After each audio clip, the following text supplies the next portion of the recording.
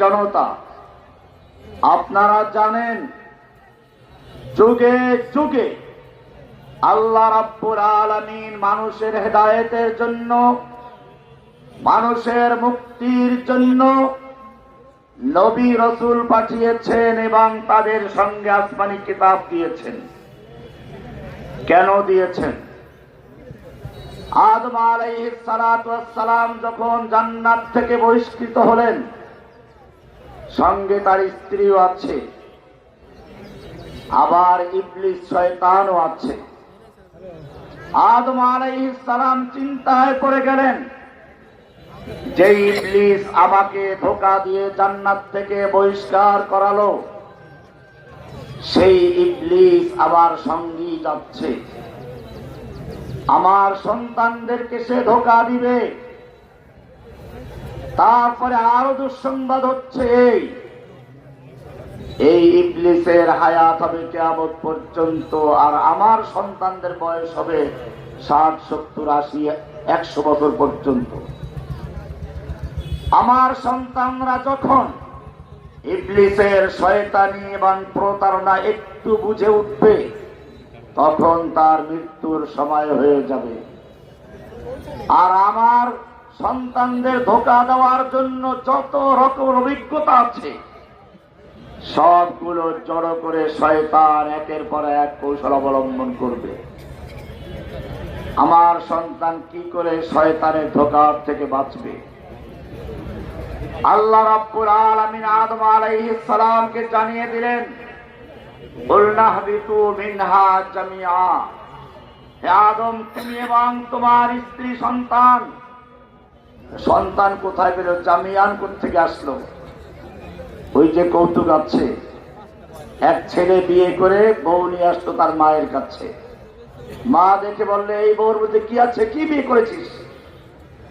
ছেলে বললে, এর ভিতরে তোমার নাতি পুতি আছে। আল্লাহ রাব্বুল আলামিনও জানিয়ে দিলেন, কুলনা হাবিতু মিনহা জামিআন, তোমরা সকলেই এখান থেকে নেমে যাও। ফাইম্মা ইয়াতিয়ান্নাকুম মিন্নি হুদান, সূরা বাকারার 38 নম্বর আয়াত। ফাইম্মা ইয়াতিয়ান্নাকুম মিন্নি হুদান, আমি তোমাদেরকে শয়তানের খপ্পরে এমনিতেই ছেড়ে দিচ্ছি না, আমি তোমাদেরকে এমনি দুনিয়ায় পাঠাচ্ছি না। আমার পক্ষ থেকে তোমাদের কাছে রোড ম্যাপ যাবে, হেদায়েত নামা যাবে, পথ নির্দেশিকা যাবে, সংবিধান যাবে। ফামান তাবিআ হুদায়া, সুতরাং যারা আমার হেদায়েতকে অনুসরণ করবে, আমার সেই গাইডলাইন রোড ম্যাপকে অনুসরণ করে চলবে, আমার সংবিধানকে যারা মেনে চলবে, আল্লাহ বলছেন ফালা খাউফুন আলাইহিম ওয়ালা হুম ইয়াহজানুন, তাদের কোনো ভয় নেই, তাদের কোনো চিন্তা নেই। ইন্ডিয়ার কত সৈনিক আছে, কত অস্ত্র আছে, কত জনবল আছে, আর রাশিয়ার কি সৈনিক আছে? আল্লাহ বলছেন ফালা খাউফুন আলাইহিম ওয়ালা হুম ইয়াহজানুন, যারা আমার হেদায়েতকে অনুসরণ করবে, আমার কোরআনের সংবিধানকে মেনে চলবে, ব্যক্তি জীবনে, পারিবারিক জীবনে, সামাজিক জীবনে, রাষ্ট্রীয় জীবনে, আন্তর্জাতিক জীবনে, সকল ক্ষেত্রে যারা আমার কোরআনকে অনুসরণ করবে, ফালা খাউফুন আলাইহিম ওয়ালা হুম ইয়াহজানুন, তাদের কোনো ভয় নেই, তাদের কোনো চিন্তা নেই। কে বলেছেন? আল্লাহ। আল্লাহ অঙ্গীকার করেছিলেন আদমের সঙ্গে। এ কারণে কোরআনের শুরুতে আল্লাহ জানিয়ে দিলেন, যালিকাল কিতাবু লা রাইবা ফীহি হুদাল লিল মুত্তাকিন, আমি আদমের সঙ্গে যে অঙ্গীকার করেছিলাম, তোমাদের জন্য সংবিধান দিব, নীতিমালা দিব, রোড ম্যাপ পাঠাবো, এই কোরআন হচ্ছে সেই কিতাব। যালিকাল কিতাবু লা রাইবা ফীহি হুদাল লিল মুত্তাকিন, যা মুত্তাকিনদের জন্য হেদায়েত এবং সংবিধান। আজকে বাংলাদেশের মুসলিমরা দাবি করে আমরা সকলেই মুসলিম, লা ইলাহা ইল্লাল্লাহ বলে ইসলাম কবুল করেছি। আমি সব সময় বলি, লা ইলাহা ইল্লাল্লাহর দুইটা অংশ রয়েছে। একটা হচ্ছে লা ইলাহা, লা মানে নেই, ইলাহা মানে কোনো মাবুদ, নেই কোনো মাহবুব যার আনুগত্য করা যায়, যার বিধান মানা যায়, যাকে শ্রদ্ধা করা যায়, যার নামে মান্যত করা যায়, যার নামে পশু জবাই করা যায়, যার কাছে প্রার্থনা করা যায়, এমন কেউ নেই। লা ইলাহা, অন্তর থেকে সবগুলো উৎখাত করে লা ইলাহার মাধ্যমে ইল্লাল্লাহ বলে শুধু একজনকে বলা হচ্ছে। কাকে? ওই যে সামনে পুরাতন বিল্ডিং দেখা যাচ্ছে, ওটায় যদি নতুন রং করতে হয়, প্রথমে পুরাতন রংটা ঘষে মেজে ধুয়ে মুছে পরিষ্কার করে তারপরে নতুন রং করতে হবে। ঠিক তেমনি ভাবে একজন মুসলিম যখন লা ইলাহা ইল্লাল্লাহ বলে ইসলামে প্রবেশ করে, প্রথমে লা ইলাহা বলে অন্তর থেকে সকল সংবিধান, সকল নেতা নেত্রী, সকল খাদা বাবা, লেংটা বাবা, যত রকমের গায়রুল্লাহ আছে, অন্তর থেকে সবগুলো ধুয়ে মুছে পরিষ্কার করে শুধু একজনকে বসায়। তার নাম কি? ইল্লাল্লাহ, আল্লাহ। এই দুইটা অংশ মিলাতে হবে। আল্লাহ বলছেন লা ইলাহা বলে সমস্ত তাগুতকে বর্জন করে ইল্লাল্লাহ বলে আল্লাহকে গ্রহণ করে। ফামান ইয়াকফুর বিত্তাগুত, লা ইলাহা বলে যারা তাগুতকে প্রত্যাখ্যান করেছে, সকল সংবিধান বাতিল করেছে, ভারত রচিত আইন বাতিল করেছে, সকল তন্ত্র মন্ত্র, গণতন্ত্র, সমাজতন্ত্র, রাজতন্ত্র সবকিছু ত্যাগ করে দিয়ে ইল্লাল্লাহ বলে শুধু আল্লাহকে গ্রহণ করেছে। ওয়ায়ুমিন বিল্লাহি, আল্লাহ বলছেন ফাকাদ ইসতামসাকা বিল উরওয়াতিল উসতা। সূরা বাকারা 256 নম্বর আয়াত পড়ছি। আল্লাহ বলছেন সেই ব্যক্তি মজবুত হাতল ধরেছে, আল্লাহর আরশ ধরেছে, দুই হাতে ধরেছে। একটা ডাল ধরে যদি ঝুলতে চাও, দুই হাতে শক্ত করে ধরতে হয়। আল্লাহ বলছেন লা ইলাহার এক হাত, ইল্লাল্লাহর আর এক হাত। লা ইলাহা মানে ফামান ইয়াকফুর বিত্তাগুত, সকল তাগুতকে বর্জন করে ইল্লাল্লাহ মানে আল্লাহর উপর ঈমান এনে যারা আল্লাহকে ধারণ করেছে, আল্লাহর উপর ঈমান এনেছে। আল্লাহ বলছেন ফাকাদ ইসতামসাকা, ইসতামসাকা মানে শক্তভাবে ধারণ করেছে, দুই হাতে ধারণ করেছে। কি ধারণ করেছে? বিল উরওয়াতিল উসকা, মজবুত হাতল, শক্ত রশি, শক্ত ডাল ধরেছে, আরশ ধরেছে। লান ফিসাম লাহা, দুনিয়ার যত বড় শক্তি হোক না কেন, আমেরিকা হোক, রাশিয়া হোক, ইন্ডিয়া হোক, স্পেনের সন্ত্রাসী হোক, আল্লাহ বলছেন লান ফিসাম লাহা, যারা ফামান ইয়াকফুর বিত্তাগুত, লা ইলাহা বলে সব বর্জন করলো, ইল্লাল্লাহ বলে আল্লাহকে গ্রহণ করেছে।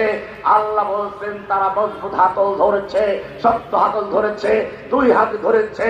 লান ফিসাম লাহা, তাদেরকে কেউ আল্লাহ থেকে বিচ্ছিন্ন করতে পারবে না। দুনিয়ার কোন প্লাবন, কোন তুফান তাদেরকে ভাসিয়ে নিতে পারবে না। কে বলেছেন? এবারে প্রশ্ন হচ্ছে আল্লাহর সেই কালামকে আমরা ধারণ করতে পেরেছি কিনা? কোরআন বলছে, আল্লাহ তাআলা সূরা নিসা 60 নম্বর আয়াতে বলেছেন আফআলাম তারা ইলাল্লাযীনা ইয়াযউমুনা আন্নাহুম আমানু বিমা উনজিলা ইলাইকা ওয়া মা উনজিলা মিন ক্বাবলিক। হে নবী, আপনি কি ওই সকল লোকদেরকে দেখেননি যারা দাবি করে, ইয়াযউমুনা দাবি করে, আন্নাহুম আমানু বিমা উনজিলা ইলাইকা ওয়া মা উনজিলা মিন ক্বাবলিক, আপনার প্রতি নাযিলকৃত কিতাবের প্রতি ঈমান এনেছে, ওয়া মা উনজিলা মিন ক্বাবলিক, আপনার পূর্বে যত কিতাব সব বিশ্বাস করে। কিন্তু যখন তাদেরকে বলা হয় কোরআনের বিধান মেনে চলো, আদালতে সংসদে কোরআন দিয়ে চালাও, আল্লাহ বলছেন ইউরিদুনা আইয়াতাহাকামু ইলাত তাগুত, তারা আল্লাহর বিধানকে বাদ দিয়ে, আল্লাহর কোরআনকে বাদ দিয়ে, আল্লাহর রোড ম্যাপকে মানা বাদ দিয়ে ব্রিটিশের আইন দিয়ে আদালত চালায়, মানব রচিত আইন দিয়ে সংসদ চালায়। ওয়াকাদ উমিরু আন ইয়াকফুরু বিহি, অথচ তাদেরকে বলা হয়েছিল লা ইলাহা বলে ফামান ইয়াকফুর বিত্তাগুত বলে উড়িয়ে দিতে, তাগুতের আইন বাতিল করতে। ওয়ায়ুমিন বিল্লাহ বলে আল্লাহকে মানতে বলা হয়েছিল। তারা আল্লাহর বিধানকে মানতে রাজি না। এক এক করে বলতে গেলে অনেক সময় লাগবে।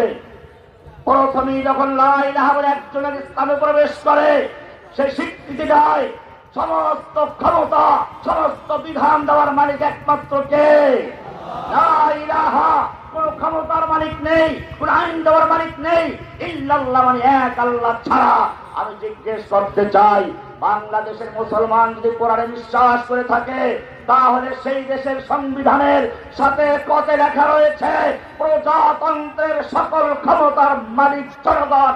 অমুসলিম উম্মাহ, আমি তোমাকে জিজ্ঞেস করতে চাই, যেই সংবিধানে লেখা আছে প্রজাতন্ত্রের সকল ক্ষমতার মালিক জনগণ এই সংবিধান করে মুসলমানদের হতে পারে কিনা? কোরআনের সংবিধান দেখাচ্ছে, ওখানে 7 ক আর কোরআনের 3-26 নম্বর আয়াত, অর্থাৎ সূরা আলে ইমরান 26 নম্বর বলতে ক্ষমতার মালিক কে? আল্লাহ বলছেন কুলিল্লাহুম্মা মালিকাল মুলক। হে নবী, আপনি মুসলিম উম্মতকে জানিয়ে দিন আল্লাহুম্মা মালিকাল মুলক, আল্লাহ হচ্ছেন সমস্ত ক্ষমতার মালিক, কোন জনগণ নয়, কোন নেতা নেত্রী নয়। আল্লাহ বলছেন কুলিল্লাহুম্মা মালিকাল মুলক, সমস্ত ক্ষমতার মালিক তুমি। তুতিল মুলকা মান তাশাউ, তুমি যাকে ইচ্ছা ক্ষমতা দান করো। ওয়া তানজিউল মুলকা মিম্মান তাশাউ, তুমি যার থেকে ইচ্ছা ক্ষমতা ছিনিয়ে নাও। ক্ষমতা দেওয়ার মালিক কে? আল্লাহ। ক্ষমতা ছিনিয়ে নেওয়ার মালিক কে? রান্না করা মুরগির রোস্ট আর গরু ছাগল ভুনা করে পোলাও মুরগি তৈরি করে নিজে খাবে, পুলিশকে খাওয়াবে, বস্তায় বস্তায় টাকা দিবে, আর ওই ছাত্র জনতার বুকে গুলি করে বুক ঝাঁঝরা করে দিয়ে ক্ষমতায় টিকে থাকার জন্য যেই লোকটা সব প্রস্তুতি রেখেছিল, আল্লাহ তাআলা দেখিয়ে দিলেন ওয়াতানতুতিল মুলকা মান তাশা ওয়া তানজিউল মুলকা মিম্মান তাশা। মুরগির রান্নাকার তোকে ছিনিয়ে নিয়ে তোকে খাতে না দিয়ে সেই রান্না করা খাবার ছাত্ররা চাবাচ্ছে, আর তোকে বাংলাদেশ থেকে উৎখাত করে ক্ষমতা ছিনিয়ে নিয়ে বাংলাদেশের কারাগার থেকে স্থান দেওয়া হয় নাই, কারণ সে দাবি করেছিল পালায় না। যদি কারাগারে যেত তাহলে তার এই কথা বাস্তবায়ন হয়ে যেত। আল্লাহ তাআলা চাইলেন এই লেডি ফিরাউন অপমান করার জন্য, বেইজ্জত করার জন্য, সেজন্য তাকে বাংলার কারাগারে স্থান না দিয়ে তাকে বাংলাদেশ ছেড়ে তার অবৈধ তিনি যার যৌন দাসী সেই নরেন্দ্র মোদী করে দিয়ে বসে পড়েছে। ছিনিয়ে নেওয়ার মালিক কে?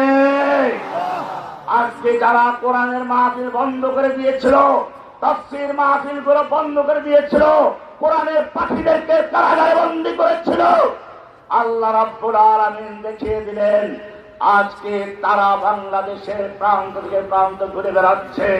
আর যারা কোরআনের মাহফিল বন্ধ করে দিয়েছিল, বিদায়ের আগ মুহূর্তে একটু আবেদন করেছিল, আমি কয়েক মিনিটের একটা বক্তব্য রেকর্ড করতে চাই।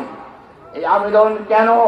এটা আল্লাহর ইঙ্গিত ছিল, কারণ সে কোরআনের মাহফিল বন্ধ করেছে, মসজিদে মেম্বারে ইমামদের সামনে থেকে মাইক কেড়ে নিয়েছিল। আল্লাহ তাআলা দেখাতে চেয়েছেন তুই যেমন মানুষের বক্তব্যের ক্ষমতা কেড়ে নিয়েছিলি, মাইক কেড়ে নিয়েছিলি, এমন কেউ আছে যে তোর সামনে থেকে মাইক কেড়ে নিতে পারে, তোর বক্তব্য বন্ধ করে দিতে পারে। ওয়াতানজিউল মুলকা মিম্মান তাশাউ ওয়া তুইজ্জু মান তাশাউ, ইজ্জত দেওয়ার মালিক কে?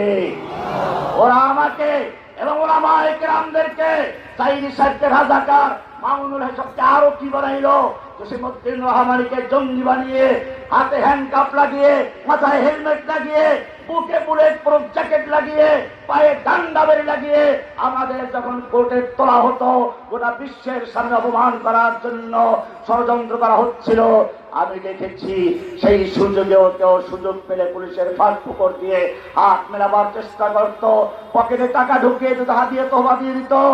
আজকে যখন তারা আমাদের জায়গায় চলে গেছে, এখন তাদের মাথায় হেলমেট লেগেছে, বুকে বুলেট প্রুফ জ্যাকেট লেগেছে, এখন তাদেরকেও জনগণ পুলিশের ফাঁক ফোকর দিয়ে খুঁজে বেড়ায়, তবে হাদিয়া তওবা দেওয়ার জন্য আর মুসাফা করার জন্য নয়, 50 দিন আর ছেঁড়া জুতা দিয়ে পিটানোর জন্য খুঁজে বেড়ায়।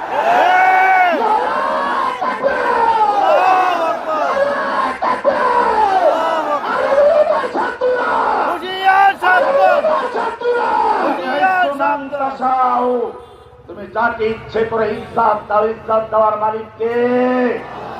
অতুযিল্লু মান তাশাউ, অপমান করার মালিককে। বিয়াদিকাল খায়র, সমস্ত ক্ষমতার মালিককে। সুতরাং মনে করতে হবে, আজকের তাওহীদি জনতাকে মনে রাখতে হবে, বাংলাদেশের ছাত্র জনতা যুব সমাজকে মনে রাখতে হবে, যেইভাবে তোমরা জুলাই আগস্ট ঐক্যবদ্ধ ভাবে মাঠে নেমেছিলে, জেনে রাখবে হাসিনার সমস্ত চক্রান্তের চালগুলো মাকড়সার জালের মতো ছিন্ন করে দিয়ে যে আল্লাহ তাআলা সেদিন সাহায্য করেছিলেন, আবার যদি ঐক্যবদ্ধ থাকতে পারো, ইনশাআল্লাহ ইন্ডিয়ার যত ষড়যন্ত্র, যত চক্রান্ত, সবগুলো মাকড়সার জালের মতো ছিন্ন ভিন্ন করে দিয়ে মুসলিমদেরকে দিল্লি পর্যন্ত মনে রাখতে হবে, কোরআন পরিষ্কার বলছে লা ইলাহা ইল্লাল্লাহ বলে যারা ঈমান এনেছো, আল্লাহ বলছেন যালিকা বিআন্নাল্লাহা মাওলাল্লাযীনা আমানু, তাদের মাওলা আছেন কে? ওয়া আন্নাল কাফিরিনা লা মাওলা লাহুম, কাফেরদের কোনো মাওলা নেই। ইন্ডিয়ার অস্ত্র থাকতে পারে, সৈনিক থাকতে পারে, জনবল আছে, অর্থবল আছে, পারমাণবিক বোমা আছে, কিন্তু ওদের মাওলা নেই। মুমিনদের কিছু নেই, ওদের মাওলা আছে। যালিকা বিআন্নাল্লাহা মাওলাল্লাযীনা আমানু ওয়া আন্নাল কাফিরিনা লা মাওলা লাহুম। শর্ত হলো একটাই, ওয়ালা তানাযাউ, খবরদার পরস্পর বিচ্ছিন্ন হবে না। ফিরআউনরা যুগে যুগে সেটাই চেষ্টা করেছে মুসলিম উম্মতকে বিভক্ত করার জন্য। সূরা কাসাসের শুরুতে দেখবে ফিরআউনের চরিত্র আছে, সেখানে একটা গুরুত্বপূর্ণ চরিত্র হচ্ছে ওয়াজআলা আহলাহা শিয়া। ফিরআউনরা যুগে যুগে তার দেশের জনগণকে বিভক্ত করে এক দলের বিরুদ্ধে আর এক দলকে লাগিয়ে দিত। বাংলাদেশের লেডি ফিরআউন তাই করেছিল। এদেশের জনগণকে স্বাধীনতার পক্ষে বিপক্ষে, মুক্তিযুদ্ধের চেতনার পক্ষে বিপক্ষে স্লোগান তুলে এমন বিভক্তি শুরু করেছিল, গোটা দেশের মধ্যে যুদ্ধ গৃহে যুদ্ধ লাগাবার চক্রান্ত করেছিল। কোরআন বলছে ওয়ালা তানাযাউ, তোমরা যেভাবে সেদিন ওদের চক্রান্তকে ঐক্যবদ্ধ ভাবে মোকাবেলা করেছিলে, যদি সেরকম থাকতে পারো দুনিয়ার কোন চক্রান্ত তোমাদের ধ্বংস করতে পারবে না। কিন্তু যদি তানাজু করো, ঝগড়া করো, পরস্পরে সেই টুকপারদের ফাঁদে পা দিয়ে বিচ্ছিন্ন হয়ে যাও, জেনে রাখবে তাফশালু, তোমরা দুর্বল হয়ে যাবে, হীনমন্য হয়ে যাবে। ওয়া তাযহাবা রিহুকুম, দুশমনদের অন্তর থেকে তোমাদের প্রভাব নষ্ট হয়ে যাবে। আজকে সেটাই হচ্ছে। নতুবা যে ইহুদি ওমর ইবনে খাত্তাবের যুগে তার দরবারে গিয়ে হাত জোর করে প্রার্থনা করেছিল, ওমর আমাদেরকে খয়বরে তোমার নবী থাকতে দিয়েছিলেন, আমরা কৃষি কাজ করব, ফসল উৎপন্ন করব, তোমাদের মজদুরি করব, আমরা অর্ধেক ফসল পাবো, তুমি কেন উৎখাত করছো? ওমর বিন খাত্তাব রাদিয়াল্লাহু তাআলা বলেছিলেন, ইহুদি সেদিন আল্লাহর নবী কি বলেছিলেন তা আমার অক্ষর অক্ষরে মনে আছে। সেদিন বলেছিলেন, তোদেরকে আমি সেদিন পর্যন্ত খয়বরে থাকতে দিচ্ছি যেদিন পর্যন্ত আল্লাহ মঞ্জুর করবেন, কিন্তু সেদিন বেশি দূরে নয়, যেদিন খয়বর থেকে তোদেরকে উৎখাত করা হবে এবং তোদেরকে এত দূরে পালাতে হবে, তোদেরকে নিয়ে যেতে যেতে তোদের উটগুলো ক্লান্ত হয়ে যাবে। আজকে সেদিন এসেছে। যে ইহুদি সেদিন ওমর ইবনে খাত্তাবের দরবারে মুসলমানদের শ্রমিকগিরি করার জন্য, মজদুরি করার জন্য করজোড়ে প্রার্থনা করছিল, আজকে সেই ইহুদি মুসলমানদেরকে অহরহ হত্যা করে যাচ্ছে, বাড়িঘর দখল করেছে, মুসলিমদের প্রথম কিবলা দখল করে আছে। কোত্থেকে এত সাহস পেল? যে হিন্দু 700 বছর পর্যন্ত মুসলিমদের গোলামি করেছে, সেই হিন্দু আজকে মুসলিমদের চ্যালেঞ্জ করে বলছে, हिंदू हिंदी हिंदुस्तान जबन भेजो पाकिस्तान, वो हमारी माता है, तुम उसको खाता है, तुमको चाहिए कब्रिस्तान या भेजेंगे पाकिस्तान। তারা আমাদের বহু ভাইকে ইন্ডিয়াতে পিটিয়ে হত্যা করেছে। এবারে তাদের সাহস এত বেড়ে যাচ্ছে, 18 কোটি তাওহীদি জনতার দেশে সেই ইসলাম নামক সন্ত্রাসী সংগঠন আমাদের এক ভাইকে দিনে দুপুরে পিটিয়ে আর কুপিয়ে হত্যা করার মতো দুঃসাহস দেখিয়েছে। কেন? মনে রাখতে হবে, আল্লাহর নবী সাল্লাল্লাহু আলাইহি ওয়াসাল্লাম কারণ স্পষ্ট করে দিয়েছেন। সাহাবায়ে কেরামদের একদিন বলছিলেন, আমার একটা সময় আসবে যখন ইহুদি খ্রিস্টান হিন্দু মুসলিম বৌদ্ধ নাস্তিক মুরতাদ দুনিয়ার সব কাফের ঐক্যবদ্ধ হয়ে একে অপরকে আহ্বান করবে, আসো আমরা জোট গঠন করি মুসলিমদের ধ্বংস করার জন্য। যেরকম ভাবে দস্তরখানে খাবার বিছিয়ে মেহমানদের ডাকা হয়। আল্লাহর নবীকে সাহাবায়ে কেরাম আশ্চর্য প্রশ্ন করলেন, ইয়া রাসূলুল্লাহ, আমরা মাত্র মুসলিমেও সাহাবী, 1 থেকে 13 লক্ষ সাহাবী, আমাদের ভয়ে গোটা দুনিয়া থরথর করে কাঁপে, আর তখন মুসলিমদের অবস্থা কেন হবে? তখন কি মুসলিমরা সংখ্যায় কমে যাবে? আল্লাহ নবী বলেছিলেন, না, সংখ্যায় অনেক বেশি হবে, কিন্তু তোমাদের অবস্থা হবে গোসাইল। প্লাবনের সময়, পানি বন্যার সময় পানির উপরে যেমন ভাসমান খড়কুটা থাকে, প্লাবনের সময় যখন কচুরিপানা থাকে, ঠিক সেই সময় মুসলিমদের অবস্থা ভাসমান খড়কুটার মতো, কচুরিপানার মতো, তাদের কোনো শিকড় থাকবে না। কারণ মুসলিমদেরকে আল্লাহ তাআলা তুলনা করেছেন একটা খেজুর গাছের সঙ্গে, যার শিকড় নিচে, ডাল উপরে। কোরআন বলছে, আলাম তারা কাইফা যারাবাল্লাহু মাসালান কালিমাতান তাইয়্যিবা। এই মুসলমান, ভালো করে দেখো আল্লাহ কিভাবে তোমাদেরকে কালেমায়ে তাইয়্যিবা, লা ইলাহা ইল্লাল্লাহর দৃষ্টান্ত দিয়েছেন। কাশাজারাতিন তাইয়্যিবা, একটা পবিত্র গাছের সঙ্গে, আসলুহা সাবিতুন, যার শিকড় মাটিতে গ্রথিত, আসলুহা সাবিতুন ওয়া ফারউহা ফিস সামা, মুমিনদের শিকড় হচ্ছে জমিনে, তার শাখা কোথায়? সেই জন্য আমি বলবো, আসুন লা ইলাহা ইল্লাল্লাহর প্রতি ঈমান রেখে, আল্লাহর সমস্ত ক্ষমতার উপর বিশ্বাস রেখে, যালিকা বিআন্নাল্লাহা মাওলাল্লাযীনা আমানু ওয়া আন্নাল কাফিরিনা লা মাওলা লাহুম, বিশ্বাস করে ঐক্যবদ্ধভাবে মাঠে নেমে যায়। আল্লাহ আমাদের তৌফিক দান করুন, আমিন। আসসালামু আলাইকুম ওয়া রাহমাতুল্লাহ।